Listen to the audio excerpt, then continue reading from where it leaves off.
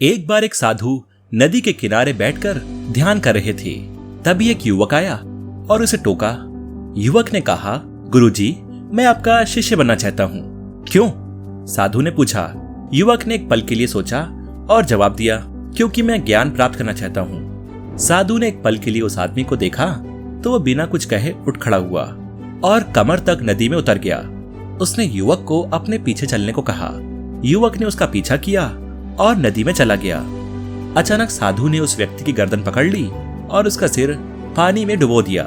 वो आदमी हैरान था और वो सांस लेने के लिए खुद को पानी से बाहर निकालने के लिए संघर्ष कर रहा था, पर साधु ने जबरदस्ती कुछ देर तक युवक का सिर पानी में दबाए रखा।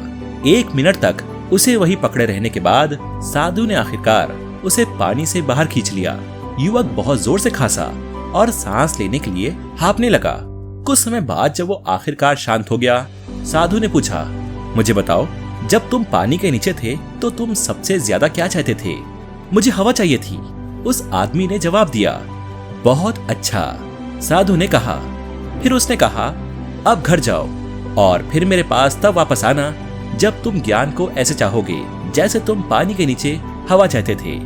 अगर हम अपने जीवन में देखें तो हम पाएंगे बहुत से लोग अपने जीवन में लक्ष्य निर्धारित करते हैं, लेकिन उनमें से कुछ ही अपने लक्ष्य को प्राप्त करने में सफल हो पाते हैं। और इसका कारण ये है कि अधिकांश लोगों में अपने लक्ष्य के प्रति वो जोश और जुनून नहीं है जिसकी आवश्यकता होती है। उन्होंने कभी भी अपने जुनून को खोजने की कोशिश नहीं की और वो किसी और क्षेत्र में प्रयास कर रहे हैं जो उनके हित में नहीं है। लेकिन अपने लक्ष्य तक वही पहुंच सकता है जो अपने काम के प्रति जुनूनी और सफल होना चाहता हो।